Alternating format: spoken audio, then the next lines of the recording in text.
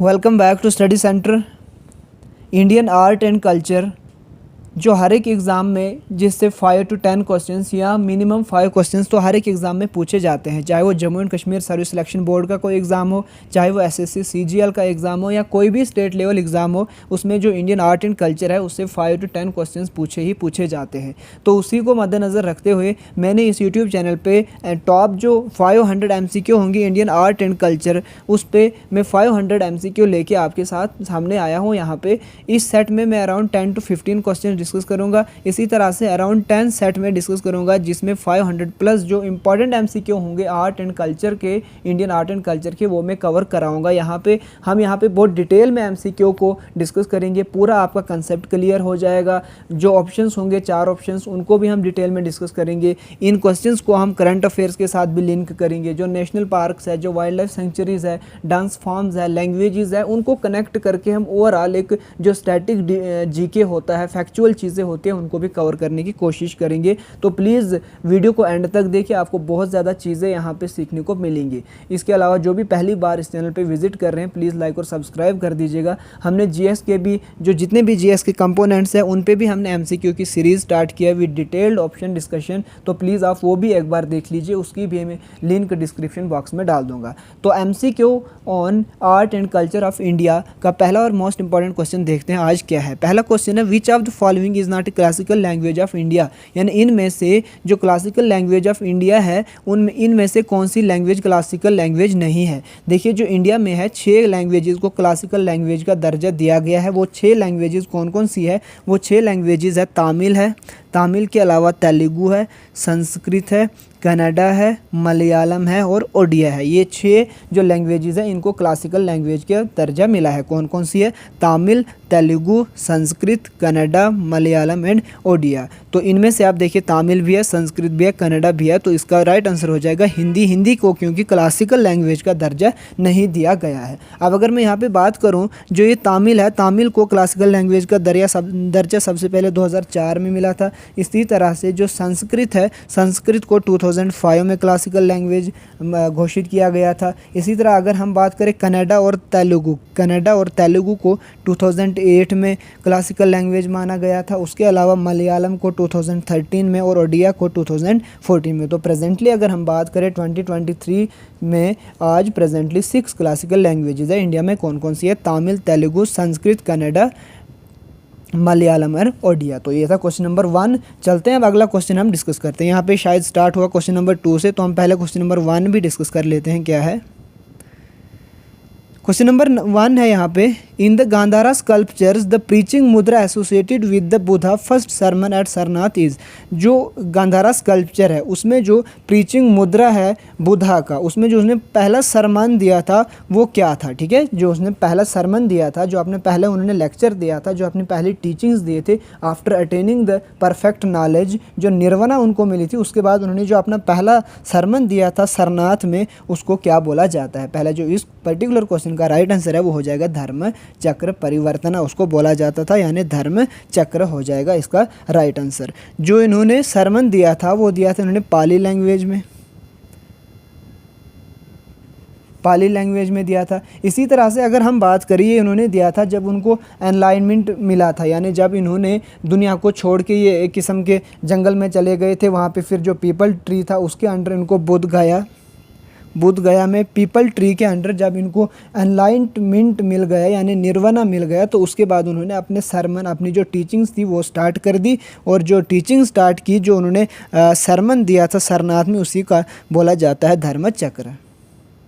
वहाँ पे उसके 5 फॉलोअर्स थे, जो सबसे पहले उन्होंने एनलाइटमेंट होने के बाद अपना जो पहला सरमन दिया उसमें 5 फॉलोअर्स ने वो अटेंड किया वहाँ पे। और उन फॉलोअर्स में सबसे इम्पॉर्टेंट उनका फॉलोअर कौन सा था?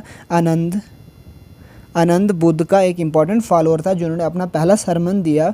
कहाँ पे दिया? सरनाथ में। वहाँ पे उसके 5 फॉलोअर्स थे और इम्पॉर्टेंट जो वहाँ पे सबसे फॉलोअर था वो था आनंद। ये आनंद वही है जिन्होंने सुत्त पिटका लिखी थी। आनंद ने क्या लिखा था? सुत्त पिटका। बुद्ध जो है, बुद्ध का मतलब है लाइट ऑफ एशिया, और जो बुद्ध थे इन्होंने सबसे ज़्यादा जो सरमन दिए थे वो दिए थे उन्होंने यूपी में। और यूपी में भी जो श्रावस्ती है, वहाँ पे श्रावस्ती यूपी में बुद्धा ने सबसे ज़्यादा जो अपने सरमन थे वो वहाँ पे उन्होंने दिए थे। तो आई होप चीज़ें आपको यहाँ तक समझ आ रही है। अगर आपको चीज़ें समझ आ रही है प्लीज़ एक बार शेयर कर दीजिएगा और लाइक और सब्सक्राइब भी कर दीजिएगा, ताकि इसी तरह की और भी मैं आगे वीडियोस लेके आऊँगा आपके लिए, डिफरेंट सेट लेके आऊँगा। अराउंड 500+ MCQ में आपके एग्ज़ाम से पहले कंप्लीट करने की कोशिश करूँगा। चलते क्वेश्चन नंबर 3 की तरफ। क्वेश्चन नंबर 3 है, Ambubachi Mela is held everywhere in which of the following state. जो अम्बुबाची मेला है वो हर साल किस स्टेट में मनाया जाता है? क्या वो असम में मनाया जाता है, क्या जम्मू एंड कश्मीर में, क्या मध्य प्रदेश, क्या लद्दाख? तो उसका जो राइट आंसर हो जाएगा वो हो जाएगा असम। यानी जो अम्बुबाची मेला है ये हर साल असम में मनाया जाता है। और असम में एक टेम्पल है जिसका नाम है कामखाया टेम्पल, कामखाया टेम्पल। और ये जो अम्बुबाची मेला है ये कामखाया टेम्पल के साथ एसोसिएटेड है। आपको अगर कभी एग्ज़ाम में पूछ लिया जाए जो अम्बुबाची मेला है, या तो आपको पूछ लिया जाएगा वो किस स्टेट में हर साल होता है, तो आप बोलना असम। लेकिन अगर बोला वो किस टेम्पल के रिलेटेड है तो वो कामखाया टेम्पल के रिलेटेड है। या आपको ये भी क्वेश्चन पूछ लिया जाएगा कामखाया टेम्पल कौन सी स्टेट में है। यहाँ पर आपने देखा जम्मू एंड कश्मीर की आप बात करोगे, यहाँ पर जो नेशनल पार्क्स है वो कौन कौन सी है? किश्तवाड़ नेशनल पार्क है, इसी तरह से काजीनाग नेशनल पार्क है, सलीम अली नेशनल पार्क है, दच्छीगाम नेशनल पार्क है। ये 4 इंपॉर्टेंट नेशनल पार्क्स है। इसी तरह अगर मध्य प्रदेश की बात करें, मध्य प्रदेश में कुछ इंपॉर्टेंट नेशनल पार्क्स है जैसे कोनो नेशनल पार्क, पेंच, फोशियल, सतपुड़ा, ये कुछ इंपॉर्टेंट नेशनल पार्क है कहाँ पे? मध्य प्रदेश में। कोनो नेशनल पार्क रिसेंटली न्यूज़ में थी क्योंकि इसमें जो टाइगर्स थे उनको बाहर से लाके यहाँ पे इंट्रोड्यूस किया गया है। तो इसको याद रखना, क्योंकि जो नेशनल पार्क, जो डांस फॉर्म, जो लैंग्वेज न्यूज़ में होती है अक्सर स्टैटिक डाटा में उसी का पूछा जाता है। आप लोगों को बिल्कुल भी ऐसी नेशनल पार्क नहीं पूछी जाएगी जिसमें 2-2, 3-3 साल कोई न्यूज़ ही नहीं बनी होगी। वही नेशनल पार्क आपको पूछी जाती है, वही डांस फॉर्म, वही फेस्टिवल जो रिसेंटली हुई होती है। तो कोनो नेशनल पार्क जो मध्य प्रदेश में है, ये इसमें टाइगर्स को इंट्रोड्यूस करने की बात की गई है, तो इसको आप याद रख लेना। इसके अलावा पेंच है, फोशियल है, सतपुड़ा है, पन्ना है, ये कुछ इंपॉर्टेंट नेशनल पार्क्स है मध्य प्रदेश में। इसी तरह से लद्दाख की एक इम्पॉर्टेंट फेस्टिवल है जो लोज़ार फेस्टिवल है, पूछी गई थी Jammu and Kashmir police sub inspector के एग्ज़ाम में पूछी गई थी कि जो लोज़ार फेस्टिवल है वो किस यूनियन टेरिटरी या स्टेट से एसोसिएटेड है, रिलेटेड है। तो ये इंपॉर्टेंट क्वेश्चन का राइट आंसर हो जाएगा Assam. Next question, Thangta a martial art is associated with which state of India. जो थंगला एक मार्शल आर्ट है वो किस स्टेट के साथ एसोसिएटेड है? क्या वो मणिपुर के साथ, त्रिपुरा के साथ, मेघालय के साथ या मिज़ोरम के साथ? तो इसका राइट आंसर हो जाएगा त्रिपुरा। यानी जो थंगला मार्शल आर्ट है वो किस स्टेट के साथ एसोसिएटेड है? वो है त्रिपुरा के साथ।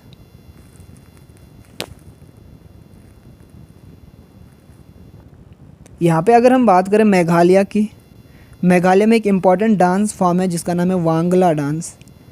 वांगला डांस मेघालय का इम्पॉर्टेंट डांस है। इसी तरह अगर मिज़ोरम की हम बात करें, मिज़ोरम में बाम्बो डांस है, इम्पॉर्टेंट डांस बाम्बो डांस। ये आप साथ साथ याद रखिए, देखिए आपको लिखने की ज़रूरत नहीं है। जब भी मिज़ोरम आएगा मैं दोबारा से ये चीज़ें रिपीट करूँगा, आपको दोबारा से याद हो जाएंगी। त्रिपुरा आएगा मैं दोबारा से ये चीज़ें रिपीट करूँगा, तो आपको एक्स्ट्रा एफर्ट ज़्यादा लगाने की ज़रूरत नहीं है, ना ही लिखने की ज़रूरत है। बस आप सारे के सारे सेट देखिए, आपको ऑटोमेटिकली चीज़ें याद हो जाएंगी। इसी तरह से मेघालय का हो गया, मिज़ोरम का हो गया, मणिपुर का भी हो गया। त्रिपुरा की अगर हम यहाँ पर बात करें, त्रिपुरा में होजागिरी एक इम्पॉर्टेंट डांस फॉर्म है। तो हमने देखा त्रिपुरा में होजागिरी एक इम्पॉर्टेंट डांस फॉर्म है। इसी तरह मेघालय की हम बात करें वांगला डांस है यहाँ पे, मिज़ोरम की बात करें बाम्बो, और थंगला जो मार्शल आर्ट है ये कहाँ पे है? ये है मणिपुर में, सॉरी ये है त्रिपुरा में, और मणिपुर में है होजागिरी। अगला क्वेश्चन लगाइए। अगला क्वेश्चन है, Yoshang festival is celebrated in which of the following state. जो योशांग फेस्टिवल है वो कौन सी स्टेट में मनाई जाती है? क्या मणिपुर, अरुणाचल प्रदेश, मध्य प्रदेश या केरला? तो इसका भी जो राइट आंसर हो जाएगा वो मणिपुर ही हो जाएगा। जो योशांग फेस्टिवल है वो कहाँ पे सेलिब्रेट की जाती है? वो मणिपुर में सेलिब्रेट की जाती है। देखो आपको डायरेक्टली पूछ लिया जाएगा कि जो योशांग फेस्टिवल है वो कहाँ पे पाई जाती है। देखिए जो स्टेट एग्ज़ाम्स होते हैं, स्टेट लेवल पीएससी होते हैं, उसमें इस तरह के डायरेक्ट क्वेश्चंस आ जाते हैं। अगर आपको थोड़ा डिफ़िकल्ट बनाना होगा स्टेट पीएससीज़ में, तो आपको यहाँ से अलग अलग डांस फॉर्म्स दे दिए जाएंगे, फेस्टिवल्स दे दिए जाएंगे, यहाँ से आपको स्टेट्स दिए जाएंगे in the form of column A and column B, फिर आपको मैच करना है। यानी ओवरऑल आपको इसी तरह के क्वेश्चंस बनेंगे, थोड़े लेवल ऊपर कर सकते हैं, अदरवाइज़ क्वेश्चंस का जो बेसिक चीज़ होगी वो इसी तरह से बनेगी। यहाँ पे जो इसका क्वेश्चन नंबर 5 का राइट आंसर है वो हो जाएगा मणिपुर। और मणिपुर की अगर हम बात करें, यहाँ पे जो लैंग्वेज बोली जाती है वो बोली जाती है मीटी लैंग्वेज। मीटी लैंग्वेज ये किसी एग्ज़ाम में था, इसीलिए मैं आपको बोल रहा हूँ यहाँ पे। इसी तरह से अगर हम मणिपुर की और थोड़ी बातें करें, यहाँ पे जो कैपिटल है मणिपुर की वो इम्फल है। यहाँ पे एक इम्पॉर्टेंट नेशनल पार्क है जो है कैबूल लमजाओ नेशनल पार्क, और इसको आप इम्पॉर्टेंट मार्क कर दीजिए क्योंकि बहुत ज़्यादा न्यूज़ में रहती है जो कैबूल लमजाओ नेशनल पार्क है। क्यों? क्योंकि ये only floating national park in the world है। जो एक कैबूल लमजाओ नेशनल पार्क है, it is the only floating national park in the world. India की बात नहीं कर रहा हूँ, ये पूरी दुनिया में एक ऐसी अकलौती नेशनल पार्क है जो फ्लोटिंग नेशनल पार्क है। तो ये अक्सर न्यूज़ में होते हैं, तो इसको आप याद कर लेना, रट लेना। Next question, first president of Indian National Congress. देखिए आर्ट एंड कल्चर में एक क्वेश्चन इंडियन हिस्ट्री का भी आ गया, तो हम इसको भी डिस्कस कर लेंगे। First president of Indian National Congress, पहले प्रेसिडेंट कौन थे इंडियन नेशनल कांग्रेस के? तो ये थे उमेश चंद्र बनर्जी। अगर हम इंडियन नेशनल कांग्रेस की बात करें, 1885 में बनी थी। जो एओ ह्यूम था, एओ ह्यूम ने इसको फाउंड किया था। अन्नी बेसेंट की अगर हम बात करें, ये फर्स्ट वुमेन प्रेसिडेंट थी इंडियन नेशनल कांग्रेस की। महात्मा गांधी की बात करें, महात्मा गांधी ने 1924 में जो Belgium session of Indian National Congress था उसको हेड किया था, और ये एक ही ऐसा सेशन था इंडियन नेशनल कांग्रेस का जिसको हेड किया था किसने? महात्मा गांधी ने। बाल गंगाधर तिलक की बात करें, ये धर तिलक है, धर्म नहीं है। बाल गंगाधर तिलक की अगर हम बात करें, ये एक्सट्रीमिस्ट थे, क्योंकि हमें पता है 1907 में जो Surat session of Indian National Congress हुआ था, वहाँ पे इंडियन नेशनल कांग्रेस थी, उसकी 2 ब्रांचेस बन गई थी, यानी वो 2 पार्ट्स में डिवाइड हो गया था, एक एक्सट्रीमिस्ट और दूसरा मॉडरेट। तो ये जो बाल गंगाधर तिलक थे, ये किस पार्ट से बिलोंग करते थे? एक्सट्रीमिस्ट दल से ये बिलोंग करते थे। इसी तरह से बाल गंगाधर तिलक ये वही इंसान है जिन्होंने बोला था Swaraj is my birth right and I shall have it. ठीक है, और स्वराज जो वर्ड है वो सबसे पहले किसने स्टार्ट किया था? वो स्टार्ट किया था 1906, जो इंडियन नेशनल कांग्रेस था वहाँ पे दादा भाई नारोजी ने सबसे पहले 1906 के जो इंडियन नेशनल कांग्रेस था वहाँ पे वर्ड स्वराज यूज़ किया, लेकिन जो स्लोगन दिया Swaraj is my birth right and I shall have it, वो सबसे पहले बाल गंगाधर तिलक ने दिया था। अगला क्वेश्चन, सॉरी इसको थोड़ा यहाँ पे हो गया है ये मिसप्रिंट, तो मैं इसको देख लेता हूँ, फिर भी ये थोड़ा दिख रहा है यहाँ पे। The first national museum of Indian cinema is located at. जो फर्स्ट, ये आप कर देना यहाँ पे, the first national museum of Indian cinema is located in which of the following city. तो बोला जाता है कि जो फर्स्ट नेशनल म्यूज़ियम है इंडियन सिनेमा का वो कौन सी सिटी में लोकेटेड है? तो इसका राइट आंसर हो जाएगा मुंबई। ठीक है, आप इसको याद रख सकते हैं। जो भी बड़े बड़े थिएटर्स, जो भी बड़े बड़े सेलिब्रिटीज़ है, वो सारे के सारे कहाँ पर लोकेटेड है, रिलेटेड है, वो मुंबई के साथ रिलेटेड है। तो मुंबई में कहाँ पे जो गेट वे ऑफ इंडिया है उसके साथ में ही है। देखिए एक है गेट वे ऑफ इंडिया, एक है इंडिया गेट, इनको आप कभी कंफ्यूज मत करना। Gateway of India Mumbai में है और जो इंडिया गेट है वो दिल्ली में है, तो ये 2 अलग अलग चीज़ें हैं। तो आई होप आपको चीज़ें यहाँ पे समझ आ रही होंगी। अगर हम मुंबई महाराष्ट्र की बात करें, मुंबई की जो कैपिटल है मुंबई वो महाराष्ट्र की कैपिटल है। इसी तरह से यहाँ के जो चीफ मिनिस्टर है मुंबई के वो है Eknath Shinde is the present chief minister of Maharashtra. तो ये कुछ इंपॉर्टेंट चीज़ें थी जो मैंने आपके साथ डिस्कस की। आज मैंने कम क्वेश्चंस रखे क्योंकि पार्ट नंबर 1 है। अगर आपका फीडबैक पॉजिटिव रहा, आप लोगों ने सपोर्ट की, शेयर किया, तो मैं इसी तरह के हर दिन आपको कल से मैं कोशिश करूँगा 30+ MCQ का सेट हर एक वीडियो का लाऊँ, और मैक्सिमम 10 या 15 जो सेट होंगे वो हम उसमें 500+ MCQ डिस्कस कर देंगे। और जितने भी पॉसिबल MCQ बनते हैं art and culture of India पे, वो मैं आपके साथ शेयर करूँगा। तो प्लीज़ आप लाइक और सब्सक्राइब कर दीजिए। थोड़ी सी और ज़्यादा एफर्ट करने की मोटिवेशन मिलती है जब आप लोग लाइक और शेयर करते हो। तो आज की वीडियो में इतना ही, मिलते हैं नई वीडियो में, तब तक के लिए अपना ख्याल रखिए। Thank you so much.